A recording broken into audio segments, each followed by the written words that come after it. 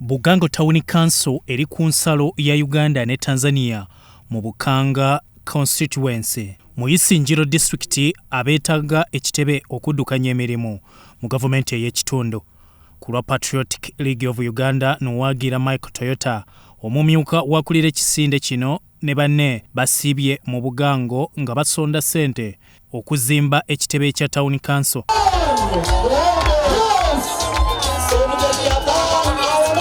Omubaka Kangwaje Stephen Rwakanuma owa Bukanga Kawunti yabaniriza era amakungula gakoleddwa omubadde ente, embuzi, ebirime n'ebirala. Honare Bukangwaje nakimanya ngwe ebyone ebirarema nabyo nimuza kubinsindika nabyo hona stili nyenya kubikora konka na leta shinje mtwaro 50 cash. Beautiful zibahereze ona tumukuna ho mukaterengaro nishana kantu kaceni maba RDC tukabe ntuija just kubakira ngero ninyenda ngo ikirize chairman ngushendekereze n'emitwaro 20 ebale muno engaro zamani za RDC. Ababaka ba parliament bawaddeyo ssente okuzimba ekitebe kya Town Council okuli omubaka omukyalo wa Kaliro district Namukuta Brenda.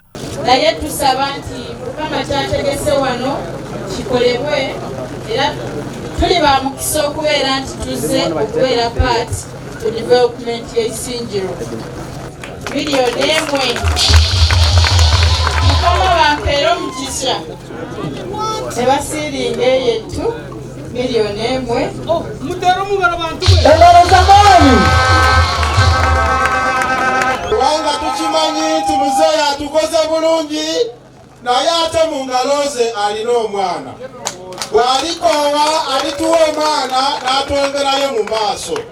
Waliwo abagamba ataavaawo ate atuwa mwana. Bayibuli egamba nti ani kummwe abazadde mwana wo bw'amusaba emmere amuwe ejjinja.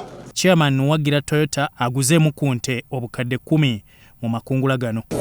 Ezo za miliyoni 10 umurundi gumwe miliyoni 10 umurundi gumwe emirundi 2 emirundi 3.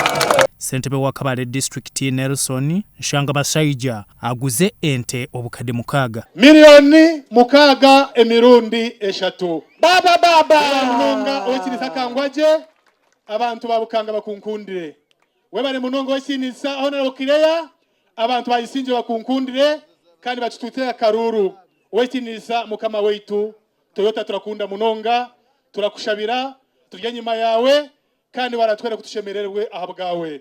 Chairman Nwagira Toyota asimya abantu bebukanga okuwagira enkulakulana era ebibiina by'abakyala ebyetegese abisizaamu ensimbi. Nyenda kubebaza kureba ngu muriyo nimukore emirimo omu community nimukore emirimo y'okutungura bagenzi banyu kumkuba nimukore ebyo tibyanyu mwenka n'eby'abantu boona ebikutwataho mbe nyenda kubasiima kandi nyenda kubatwera bampereze ente 2 nyenda ente 2 ezo nyenda kuzongeraho miliyoni 5 muzibaganisiza abakyala abantu n'abatwera mu group zabo.